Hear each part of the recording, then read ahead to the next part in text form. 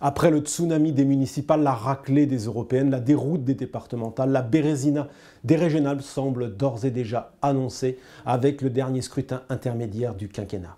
Comment la majorité socialiste de François Hollande pourrait échapper à une 4e défaite après n'avoir rien changé avec les 3 défaites précédentes? Ni l'optimisme du président qui n'en finit pas de promettre des lendemains qui chantent, ni les coups de menton du Premier ministre qui fait illusion avec sa volonté réformatrice n'y changeront quelque chose, encore moins le référendum top flop du patron du Parti socialiste qui tente de mobiliser un appareil militant fatigué. La fin du quinquennat risque d'être très longue pour une gauche au bout du rouleau.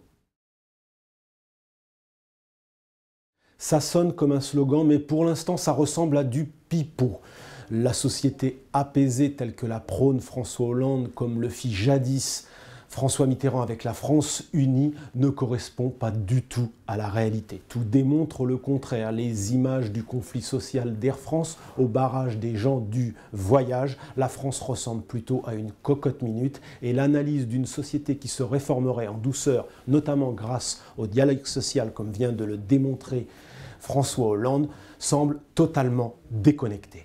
Il a d'ailleurs pu mesurer cette déconnexion directement sur le terrain. À Saint-Nazaire, c'est un délégué CGT qui a refusé de lui serrer la main. À La Courneuve, ce sont des habitants qui l'ont hué, chahuté, certains lui lançant même « Casse-toi Hollande ». Hollande est partout, Hollande parle tout le temps, mais il flotte comme une impression de machine Élysée qui tourne à vide. Le pays, au fond, est lassé par les discours, certes de bonne volonté, d'un président qui se voulait normal, mais qui, à force de procrastiner, a fini par désespérer ses plus fidèles supporters et au-delà 80% des Français. L'homme le plus optimiste de France veut croire que rien n'est fichu en 2017. François Hollande pense même, il est convaincu qu'il y a même un trou de souris pour se qualifier pour le 2e tour de la présidentielle. Alors sa tactique est simple.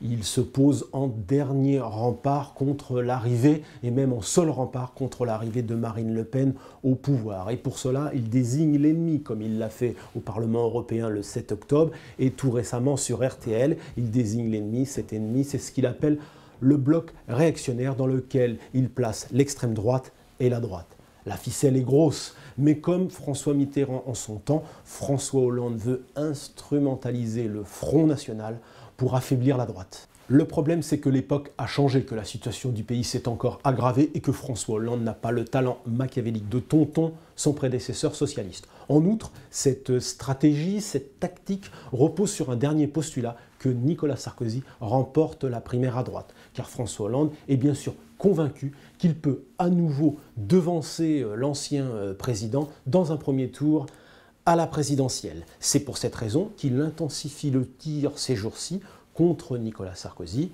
Au total, cela fait beaucoup de si pour un président que les Français semblent déjà avoir zappé.